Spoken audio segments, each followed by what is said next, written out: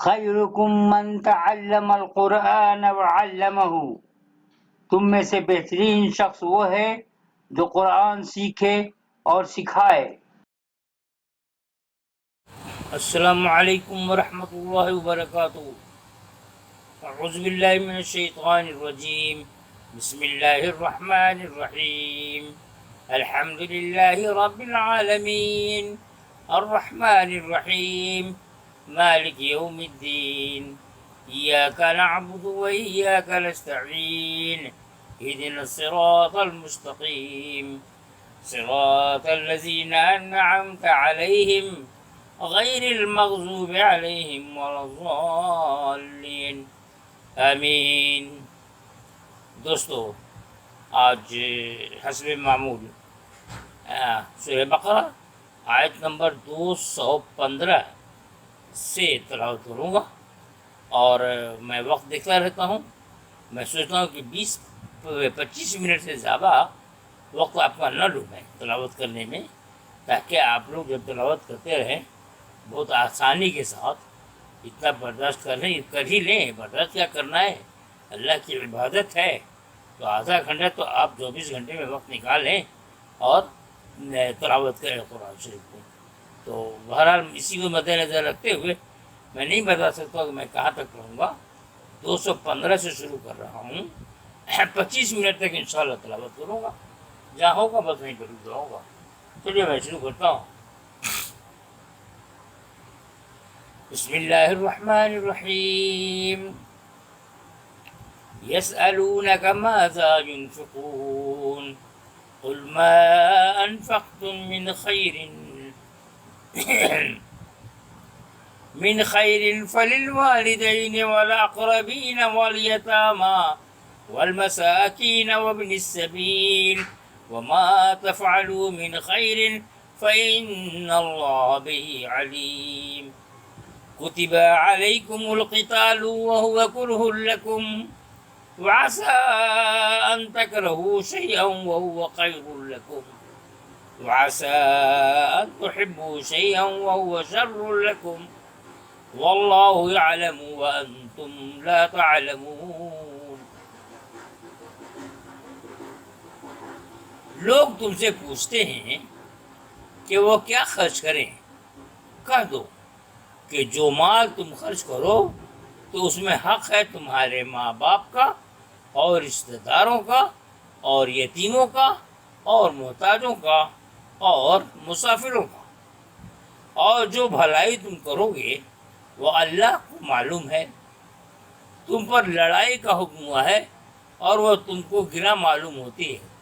ہو سکتا ہے کہ تم ایک چیز کو ناگوار سمجھو اور وہ تمہارے لیے بھلی ہو، اور ہو سکتا ہے کہ تم ایک چیز کو پسند کرو اور وہ تمہارے لیے بری ہو، اور اللہ تعالیٰ جانتا ہے، تم نہیں جانتے ہو۔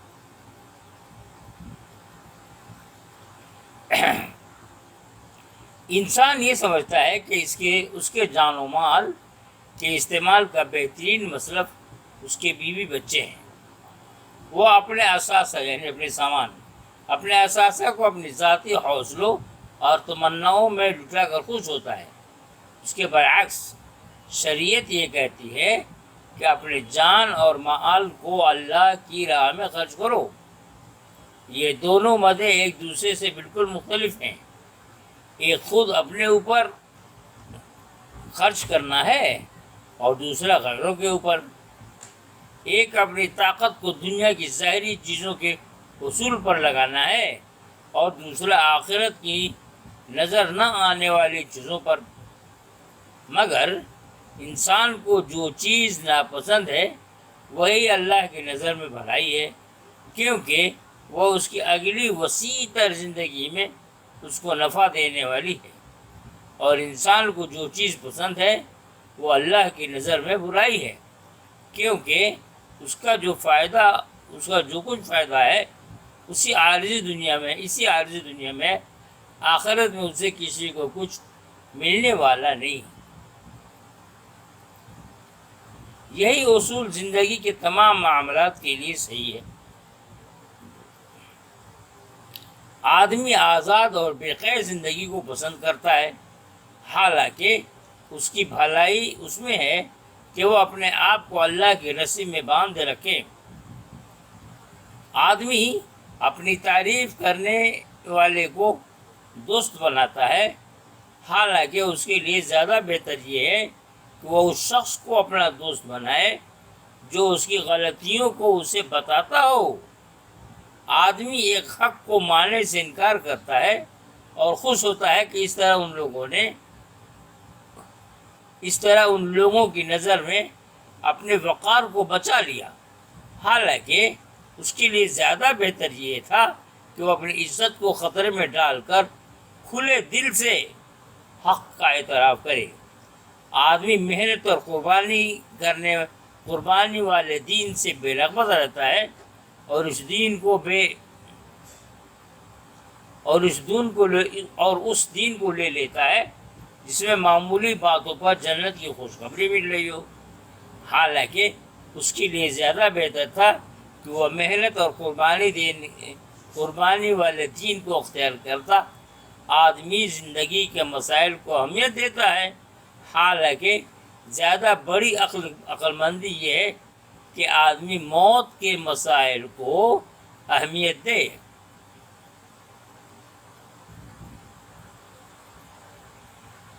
اللہ جانتا ہے تم نہیں جانتے، اس کا مطلب یہ ہے کہ اللہ ان سطحی جذبات و معرکہ سے بلند ہے جن سے بلند نہ ہونے کی وجہ سے انسان کی رائے متاثر رائے بن جاتی ہے۔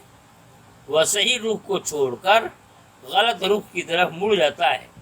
اللہ کا فیصلہ ہر قسم کی غیر متعلق چیزوں کی ملاوٹ سے پاک ہے، وہ بے آمیز فیصلہ ہے، اس لیے اس کے برحق ہونے میں کوئی شبہ نہیں۔ انسان کے فیصلے طرح طرح کی نفسیاتی پیچیدگیوں سے مغلوب رہتے ہیں۔ وہ پست محرکات کے زیر اثر رائے قائم کرتا ہے، اس لیے انسان کی رائے اکثر اوقات نہ مبنی برحق ہوتی ہے اور نہ مطابق واقعہ۔ خدا جو کہے اسی کو تم حق سمجھو اور اس کے مقابلے میں اپنے خیال کو چھوڑ دو۔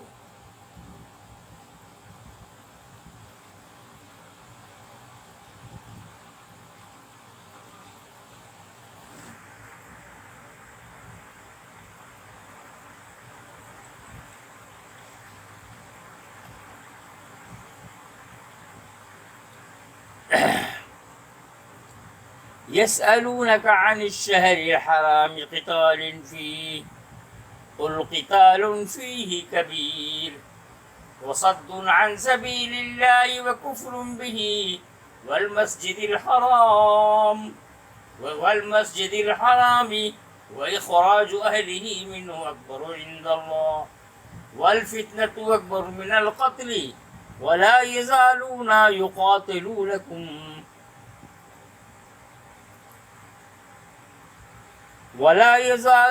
يقاتلونكم حتى يردوكم عن دينكم إن استطاعوا ومن يرتد منكم عن دينه فيمت وهو كافر فأولئك حبطت أعمالهم في الدنيا والآخرة وأولئك أصحاب النار هم فيها خالدون إن الذين آمنوا والذين هاجروا وجاهدوا في سبيل الله أولئك يرجون رحمة الله والله غفور رحيم۔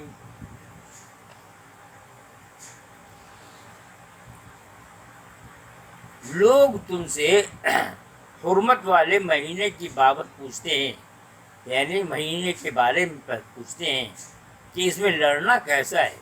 کہہ دو کہ اس میں لڑنا بہت برا ہے، مگر اللہ کے راستے سے روکنا اور اس کا انکار کرنا اور مسجد حرام سے روکنا اور اس کے لوگوں کو اسے نکالنا اللہ کے نزدیک اس سے بھی زیادہ برا ہے، اور فتنہ قتل سے بھی زیادہ بڑی برائی ہے، اور یہ لوگ تم سے برابر لڑتے رہیں گے یہاں تک کہ وہ تم کو تمہارے دین سے پھیر دیں اگر قابو پائیں، اور تم سے جو کوئی اپنے دین سے پھرے گا اور کفر کی حالت میں مر جائے تو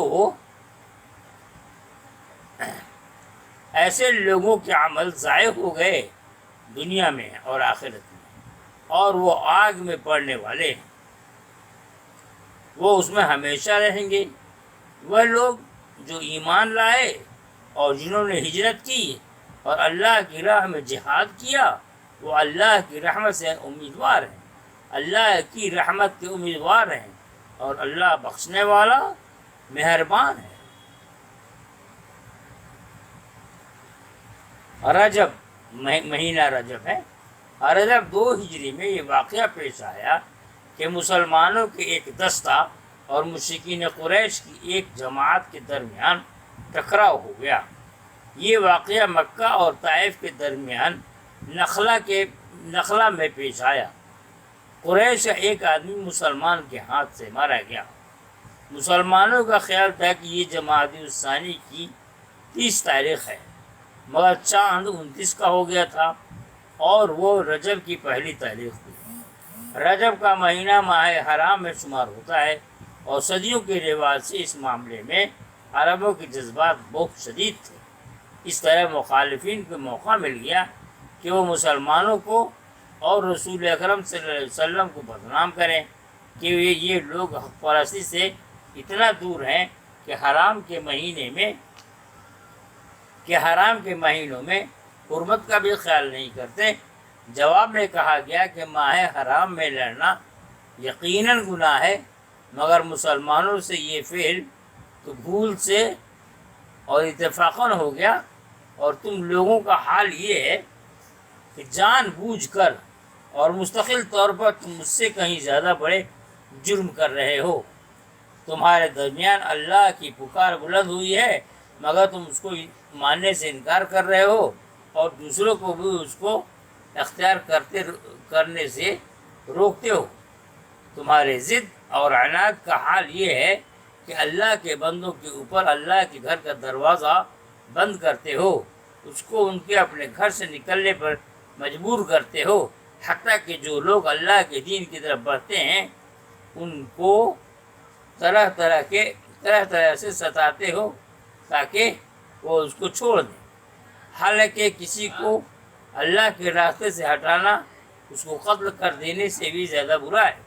اللہ کے نزدیک یہ بہت بڑا جرم ہے کہ آدمی خود بڑی بڑی برائیوں میں مبتلا ہو اور دوسروں کی ایک معمولی خطا کو پا جائے تو اس کو شہرت دے کر اس کو بدنام کرے۔ مخالفتوں کا نتیجہ یہ ہوتا ہے کہ اہل ایمان کو اپنے گھروں کو چھوڑنا پڑتا ہے۔ دین پر قائم رہنے کے لیے ان کو جہاد کی حد تک جانے پڑتا ہے، مگر موجودہ دنیا میں ایسا ہونا ضروری ہے۔ یہ ایک دو طرفہ عمل ہے جو خدا پرستوں اور خدا دشمنوں کو ایک دوسرے سے الگ کرتا ہے۔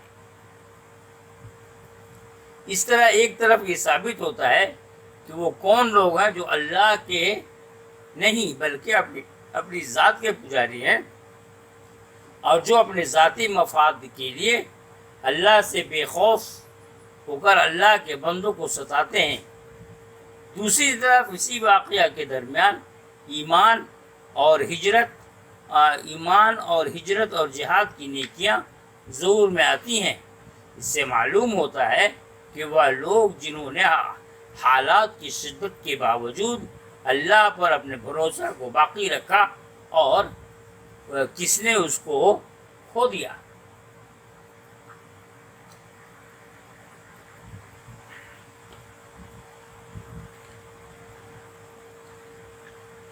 يسألونك عن الخمر والميسر قل فيهما إثم كبير ومنافع للناس وإثمهما أكبر من نفعهما ويسألونك ماذا ينفقون قل العفو كذلك يبين الله لكم الآيات لعلكم تتفكرون في الدنيا والآخرة ويسألونك عن اليتامى قل إصلاح لهم خير وإن تخالطوهم فإخوانكم واللہ یعلم المفسد من المصلح ولو شاء اللہ لعنتکم ان اللہ عزیز حکیم۔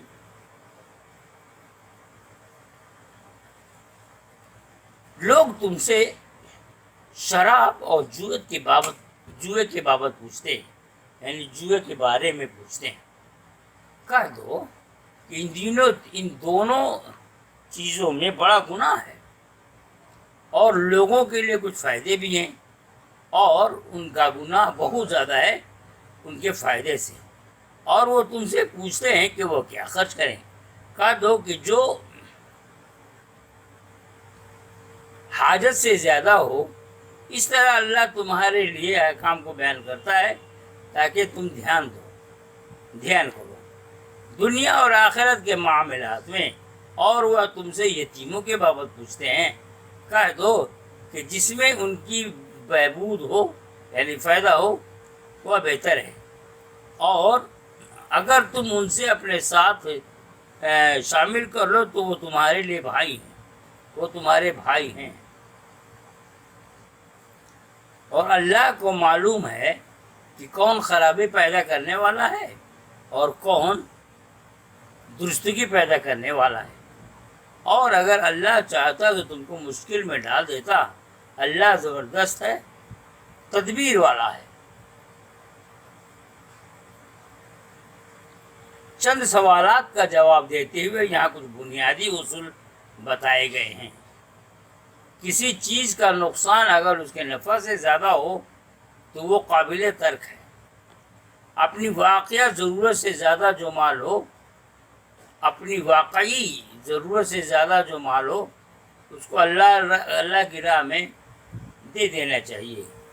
باہمی معاملات میں ان طریقوں سے بچنا جو کسی بگاڑ کا سبب بن سکتے ہو، اور ان طریقوں کو اختیار کرنا جو اصلاح پیدا کرنے والے ہوں۔ شراب پی کر آدمی کو سرور حاصل ہوتا ہے۔ جوا کھیلنے والے کو کبھی محنت کے بغیر کافی دولت ہاتھ آ جاتی ہے۔ اس اعتبار سے ان چیزوں میں نفع کا پہلو ہے، مگر دوسرے اعتبار سے ان کے اندر دینی اور اخلاقی نقصانات ہیں، اور یہ نقصانات ان کے نفع سے زیادہ ہیں۔ اس لیے ان سے منع کر دیا گیا۔ کسی چیز کو لینے یا نہ لینے کا یہی معیار زندگی کے دوسرے امور بھی ہیں۔ مثلاً وہ تمام سیاسی اور غیر سیاسی سرگرمیاں، وہ تمام تقریبات اور جلد سے قابل ترک ہیں جن کے بارے میں دینی اور اقتصادی جائزہ بتائے کہ ان میں نفع کم ہے اور نقصان زیادہ۔ بہت توجہ طرف بات ہے جناب۔ انہوں نے لکھا ہے مثلاً وہ تمام سیاسی اور غیر سیاسی سرگرمیاں، وہ تمام تقریبات اور جلد سے قابل ترک ہیں جن کے بارے میں دینی اور اقتصادی جائزہ بتائے کہ ان میں نفع کم ہے اور نقصان زیادہ ہے۔ اس پہ توجہ دینے کی ضرورت ہے۔ مسلمان وہ ہے جو آخرت کو اپنی منزل بنائے، جو اس طلب کے ساتھ اپنی صبح و شام کر رہا ہو کہ اس کا خدا اس سے راضی ہو جائے۔ ایسے شخص کے لیے دنیا کا ساز و سامان زندگی کی ضرورت ہے، نہ کہ زندگی کا مقصد۔ وہ مال حاصل کرتا ہے، وہ دنیا کے کام میں مشغول رہتا ہے، مگر وہ سب کچھ اس کے لیے حاجت اور ضرورت کے درجے میں ہوتا ہے، نہ کہ مقصد کے درجے میں۔ اس کے اثاثہ کی جو چیز اس کی حقیقی ضرورت سے زیادہ ہو، اس کا بہترین مصرف اس کے نزدیک یہ ہوتا ہے کہ وہ اس کو اپنے رب کی راہ میں دے دے، تاکہ وہ اس سے راضی ہو اور اس کو اپنی رحمتوں کے سائے میں جگہ دے۔ اس کی ہر چیز بقدر حاجت اپنے لیے ہوتی ہے، اور حاجت سے جو زیادہ ہو دین کے لیے۔ باہمی معاملات اور کاروبار کے اکثر مسائل اتنے پیچیدہ ہوتے ہیں کہ ان کے بارے میں صرف بنیادی ہدایات دی جا سکتی ہیں، ان کی تمام عملی تفصیلات کو قانون کے الفاظ میں متعین نہیں کیا جا سکتا۔ اس سلسلے میں یہ اصول مقرر کر دیا گیا کہ اپنی نیت کو درست رکھو اور جو کارروائی کرو یہ سوچ کر کرو کہ وہ کسی بگاڑ کا سبب نہ بنے بلکہ صاحب معاملہ کے حق میں بہتری پیدا کرنے والی ہو۔ اگر تم دوسرے کو اپنا بھائی سمجھتے ہوئے اس کے مسالے پر پوری رعایت رکھو گے اور تمہارا مقصود صرف اصلاح و درستگی ہوگا تو اللہ کے یہاں تمہاری پکڑ نہیں۔ ابھی وقت ہے تھوڑا سا اور آگے پڑھتے ہیں، 20 منٹ ہوا ابھی تک۔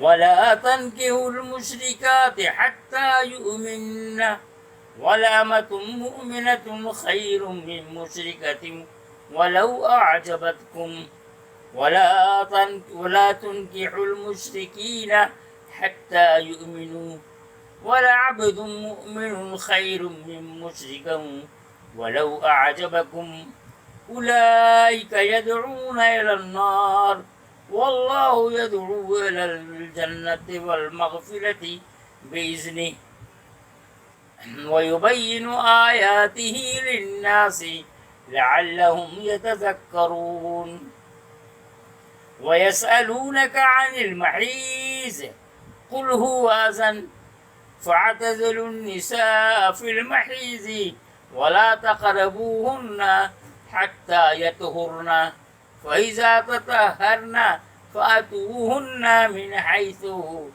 أَمَرَكُمُ اللَّهُ إِنَّ اللَّهَ يُحِبُّ التَّوَّابِينَ وَيُحِبُّ الْمُتَطَهِّرِينَ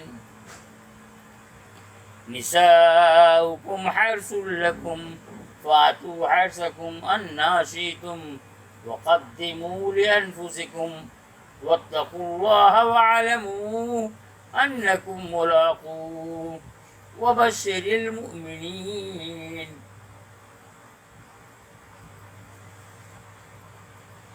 اور مشرکین عورتوں سے نکاح نہ کرو جب تک کہ وہ ایمان نہ لائیں، اور مومن کنیز بہتر ہے، کنیز مانے نوکرانی ہوتا ہے، ایک مشرک عورت سے، اور مومن کنیز بہتر ہے ایک مشرک عورت سے اگرچہ وہ تم کو اچھی معلوم ہو، اور اپنی عورتوں کو مشرک مردوں کے نکاح میں نہ دو جب تک کہ وہ ایمان نہ لائیں۔ مومن غلام بہتر ہے ایک آزاد مشرک سے اگرچہ وہ تم کو اچھا معلوم ہو۔ یہ لوگ آگ کی طرف بلاتے ہیں اور اللہ جنت کی طرف اور اپنی بخشش کی طرف بلاتا ہے، اور وہ اپنے احکام لوگوں کے لیے کھول کر بیان کرتا ہے تاکہ وہ نصیحت پکڑیں، اور وہ تم سے حیض کا حکم پوچھتے ہیں۔ دیکھیے یہاں سے عورتوں کے کچھ مسائل ہیں، عورتوں کے جو نجی مسائل ہیں اس پہ توجہ دیں گے وہ ضروری ہے اس کا بھی جاننا۔ اور وہ تم سے حیض کا حکم پوچھتے ہیں، کہہ دو کہ وہ ایک گندی ہے، اس میں عورتوں سے الگ رہو، اور جب تک وہ پاک نہ ہو جائیں ان کے قریب نہ جاؤ، پھر جب وہ اچھی طرح پاک ہو جائیں تو اس طریقے سے ان کے پاس جاؤ جس کا اللہ تعالیٰ نے تم کو حکم دیا ہے۔ اللہ دوست رکھتا ہے توبہ کرنے والوں کو، اور وہ دوست رکھتا ہے پاک رہنے والوں کو۔ تمہاری عورتیں تمہاری کھیتیاں ہیں، بس اپنی کھیتی میں جس طرح چاہو جاؤ اور اپنے لیے آگے بھیجو، اور اللہ سے ڈرو اور جان لو کہ تمہیں ضرور اس سے ملنا ہے، اور ایمان والوں کو خوشخبری دے دو۔ مرد اور عورت جب نکاح کے ذریعے ایک دوسرے کے ساتھی بنتے ہیں تو اس کا اصل مقصد شہوت رانی نہیں ہوتا، بلکہ یہ اسی قسم کا ایک بامقصد تعلق ہے جو کسان اور کھیت کے درمیان ہوتا ہے۔ اس میں آدمی کو اتنا ہی سنجیدہ ہونا چاہیے جتنا کھیتی کا منصوبہ بنانے والا سنجیدہ ہوتا ہے۔ اس سلسلے میں چند باتوں کا لحاظ ضروری ہے۔ ایک یہ کہ جوڑے کے انتخاب میں سب سے زیادہ جس چیز کو دیکھا جائے وہ ایمان ہے۔ میاں بیوی کا تعلق بےحد نازک تعلق ہے، اس کے بہت سے نفسیاتی، خاندانی اور سماجی پہلو ہیں۔ اس قسم کا تعلق وہ دو شخصوں کے درمیان اگرچہ اگر اعتقادی موافقت کے بغیر ہو تو بالآخر وہ دو میں سے کسی ایک کی بربادی کا باعث ہوگا۔ ایک مومن اپنے غیر مومن جوڑے سے اعتقادی مصالحت کرے تو اس کا مطلب یہ ہے کہ اس نے اپنے دین کو برباد کر لیا، اور اگر وہ مصالحت نہ کرے تو اس کے بعد دونوں میں جو کشمکش ہوگی اس کے نتیجے میں اس کا گھر برباد ہو جائے گا۔ دوسری چیز یہ کہ دو صنفوں کا یہ تعلق خدا کی بناوٹ کے مطابق اپنے فطری ڈھنگ پر قائم ہوتا ہے۔ فطرت بھی خدا کا حکم ہے۔ قرآن کے ملفوظ احکام کی پابندی جس طرح ضروری ہے، اسی طرح اس فطری نظام کی پابندی بھی ضروری ہے جو خدا نے تخلیقی طور پر ہمارے لیے بنا دیا ہے۔ تیسری چیز یہ کہ ہر مرحلہ میں آدمی کے اوپر اللہ کا خوف غالب رہے، وہ جو بھی رویہ اختیار کرے یہ سوچ کر کرے کہ بالآخر اس کو رب العالمین کے یہاں جانا ہے، جو کھلے اور چھپے ہر چیز سے باخبر ہے، اور اپنے لیے آگے بھیجو کا مطلب یہ ہے کہ آپ اپنی آخرت کے لیے عمل صالح کو بھیجو، یعنی جو کچھ کرو گے یہ سمجھ کر کرو کہ تمہارا کوئی کام صرف دنیاوی کام نہیں ہے، بلکہ ہر کام کا ایک اخروی پہلو ہے۔ مرنے کے بعد تم اپنے اس اخروی پہلو سے دوچار ہونے والے ہو۔ تم کو اس معاملے میں حد درجہ ہوشیار رہنا چاہیے کہ تمہارا عمل آخرت کے پیمانے میں صالح عمل قرار پائے، نہ کہ غیر صالح عمل۔ تو جناب وقت بھی ہو چکا ہے، 27 منٹ ہوا، اور ہم نے 223 تک پڑھا، آیت نمبر 223 تک آپ کے سامنے تلاوت کیا ہے۔ اگلی مجلس میں انشاءاللہ تعالی 224 ہم آگے بڑھیں گے۔ تب تک کے لیے اجازت دیجیے، دعاؤں میں یاد رکھیے۔ اللہ تعالی ہم کو ہم لوگ جو بھی اللہ تعالی عبادت کر رہے ہیں اللہ تعالیٰ تو اسے قبول فرما لے، اور ہمارے عبادات میں اضافہ کر، اس میں کمیاں ہوں اسے معاف فرما دے۔ اجازت دیجیے، السلام علیکم ورحمۃ اللہ وبرکاتہ۔